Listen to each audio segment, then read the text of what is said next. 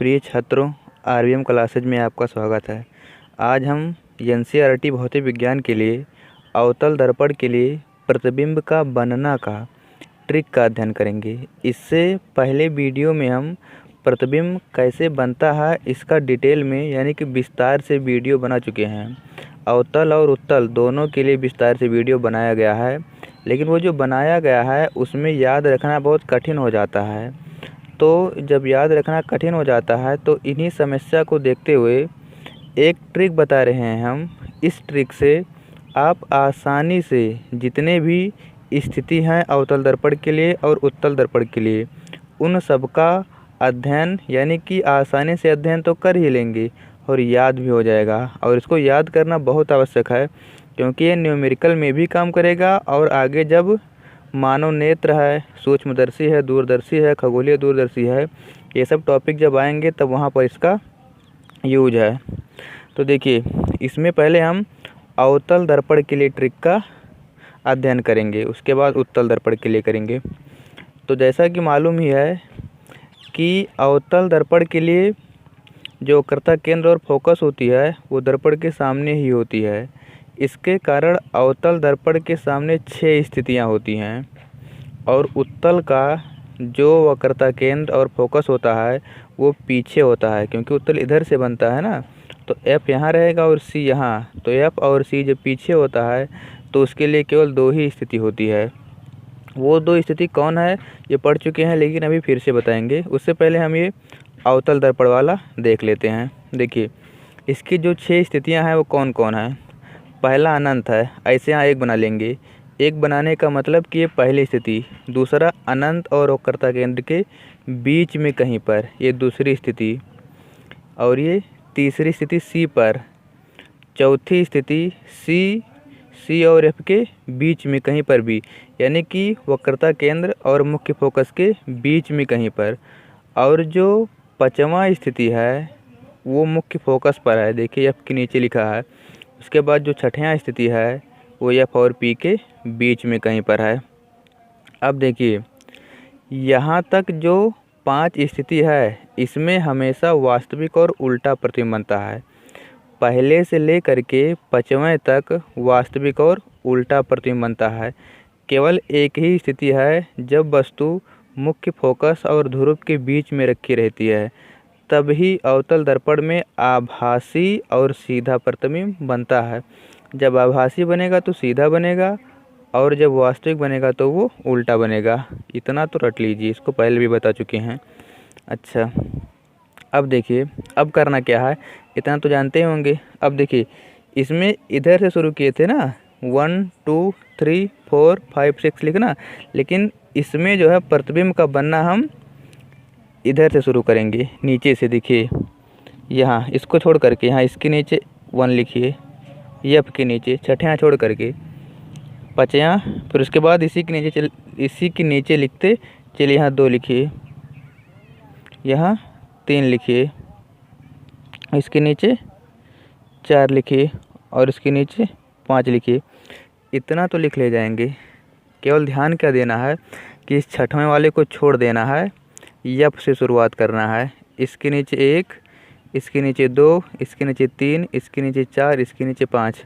अब इसका मतलब क्या हुआ, देखिए 1 के नीचे वाला 1 का प्रतिबिंब है, यहाँ 1 लिखा है ना, जहाँ 1 लिखा है वो उसका प्रतिबिंब यहाँ है, जहाँ 2 लिखा है उसका प्रतिबिंब ये है, जहाँ 3 लिखा है उसका प्रतिबिंब ये है, जहाँ 4 लिखा है उसका प्रतिबिंब ये 4 वाला है, जहाँ 5 लिखा है उसका प्रतिबिंब ये है।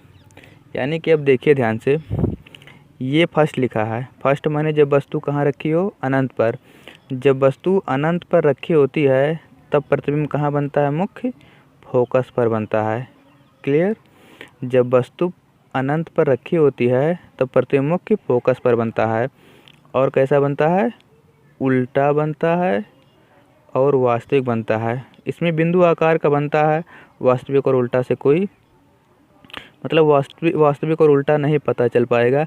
पता चल भी सकता है, कैसे पता चलेगा, अगर वास्तविक है तो उल्टा ही बनेगा। यहाँ से पता चल सकता है, एक नियम है ये कि वास्तविक है तो उल्टा ही रहेगा। तो इसका प्रतिबिंब यहाँ बन गया। देखिए दूसरा प्रतिबिंब यहाँ है। जब वस्तु अनंत और वक्रता केंद्र के बीच में रखी होती है तो प्रतिबिंब कहाँ बनता है, सी और एफ के बीच में, यानी वक्रता केंद्र और मुख्य फोकस के बीच में, और वास्तविक और उल्टा होती है।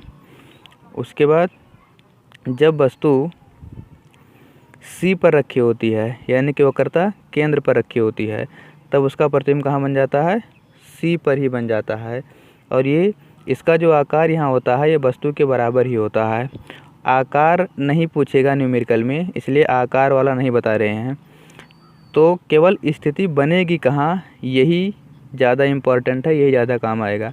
तो तीसरी स्थिति जो थी जब सी पर रखे तो सी पर ही बन गया, और चौथी स्थिति जब सी और एफ के बीच में रखे तो प्रतिबिंब कहाँ बन गया, अनंत और सी के बीच में, यानी कि अनंत और वक्रता केंद्र के बीच में। और ये कैसा रहेगा, वास्तविक और उल्टा रहेगा। और देखिए एफ पर, पांचवी स्थिति यही तो है, जब वस्तु हम एफ पर रखे तो प्रतिबिंब कहाँ बना, अनंत पर बना, तो ये प्रतिबिंब अनंत पर बन जाएगा। और जो छठियाँ वाला एक स्थिति है ये यहाँ पीछे बनता है, 5 तक यहाँ हो चुका है ना, ये छठियाँ है। छठियाँ, जब वस्तु मुख्य फोकस और ध्रुव के बीच में रखा रहता है तो उसका प्रतिबिंब कहाँ बनता है, दर्पण के पीछे बनता है, और आभासी और सीधा बनता है। तो यही 6 स्थितियाँ थी, इसको रट लीजिए, बहुत सिंपल है। ऐसे इधर से लाइन लिखते चलिए, फिर इसको छोड़ करके इधर से लाइन लिखते चलिए। उसके नीचे जो आएगा, 1 वाला 1 का प्रतिबिंब, 2 वाला 2 का प्रतिबिंब, 3 वाला 3 का प्रतिबिंब, 4 वाला 4 का प्रतिबिंब, 5 वाला 5 का प्रतिबिंब, और ये 6 वाला।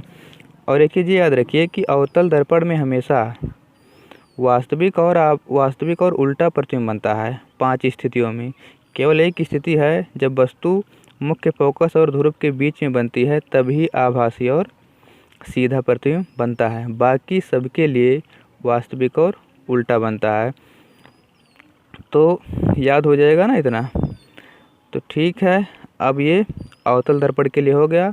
हम उत्तल के लिए अध्ययन करते हैं। एक चीज़ और देखिए इसमें थोड़ा सा, देखिए जैसे जैसे हम वस्तु आगे लेकर आते हैं, जैसे जैसे वस्तु हम दर्पण की ओर लेकर आते हैं, वैसे वैसे प्रतिबिंब क्या होता है, दूर जाता है। याद रखना, ये अवतल दर्पण में जैसे जैसे वस्तु हम आगे लेकर आते हैं प्रतिबिंब दूर चला जाता है। ये न्यूमेरिकल में भी काम आएगा, ऐसा हम याद दिलाएंगे क्या क्या बताए थे। तो ये अवतल वाला हो गया। अब हम जो है उत्तल के लिए आसानी से कर लेते हैं जल्दी से अध्ययन। उत्तल वाला तो और छोटा है, देखिए इसी में बना देते हैं उल्टा करके। उत्तल में केवल 2 ही स्थितियां होती हैं उत्तल दर्पण में। ये देखिए, एक तो रहेगा अनंत और एक रहेगा ध्रुव और अनंत के बीच में। तो जब अनंत पर वस्तु रहेगा,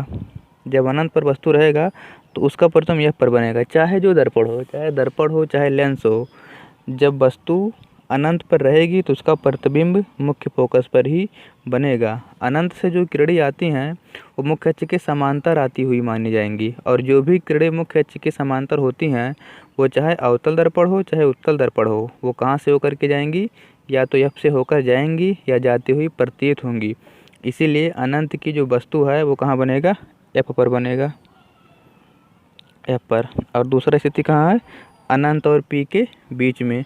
तो जो अनंत और पी के बीच में है वो पी और एफ के बीच में कहीं पर बन जाएगा। ये पहला प्रतिबिंब और ये दूसरा, इसमें 2 ही यही स्थिति है। एक तो अनंत है, एक अनंत और ध्रुव के बीच में। तो पहले का ये पहला प्रतिबिंब है और दूसरे का ये दूसरा प्रतिबिंब है।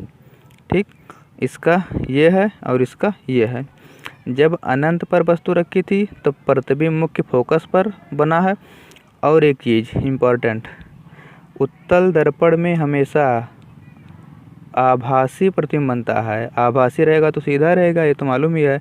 उत्तल दर्पण में हमेशा आभासी प्रतिबिंब बनेगा और सीधा बनेगा।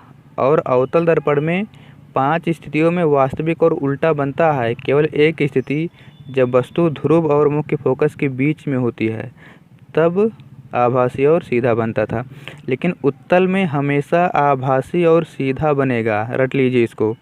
तो देखिए, पहला जब वस्तु अनंत पर था तो इसका प्रतिबिंब भी मुख्य फोकस पर बन गया, और ये कैसा बना, आभासी और सीधा बनेगा, ऊपर बनेगा। आभासी बनेगा हमेशा, क्योंकि किरणें इसमें आ नहीं पाएंगी। किरणें आएंगी नहीं तो मिलेंगी कहाँ, मिलती हुई इसमें प्रतीत होती हैं। उसके बाद जो दूसरा स्थिति है अनंत और ध्रुव के बीच में, तो उसका प्रतिबिंब जो है वो ध्रुव और मुख्य फोकस के बीच में बनता है और ये भी आभासी और सीधा बनता है। उत्तल में हमेशा आभासी और सीधा प्रतिबिंब ही बनता है। तो इसमें दो ही स्थितियाँ थी, ये सिंपल था। अब एक चीज़ और देखिए, इसमें जब हम वस्तु को आगे लेकर आते हैं तो प्रतिबिंब भी क्या होती है, आगे आती है, यानी कि दर्पण की ओर आती है। उसमें क्या था, जब हम वस्तु को आगे लेकर आते थे तो प्रतिबिंब पीछे जाता था अवतल दर्पण में, लेकिन उत्तल में ऐसा नहीं है। उत्तल में हम वस्तु को आगे लेकर आएंगे और प्रतिबिंब भी क्या होगा, दर्पण की ओर आएगा। तो यही दो स्थितियाँ थी, इसको ध्यान से पढ़ लीजिए और आगे न्यूमेरिकल में ये इसका बहुत यूज है। तो ठीक है, अब हम न्यूमेरिकल वाले वीडियो का अध्ययन करेंगे। तो अगर ये वीडियो अच्छा लगा हो तो चैनल को सब्सक्राइब कर लीजिए। इससे हम जो भी नया वीडियो बनाएंगे उसका नोटिफिकेशन आपके पास पहुंचेगा और आप आसानी से उन सब वीडियो का अध्ययन कर लेंगे।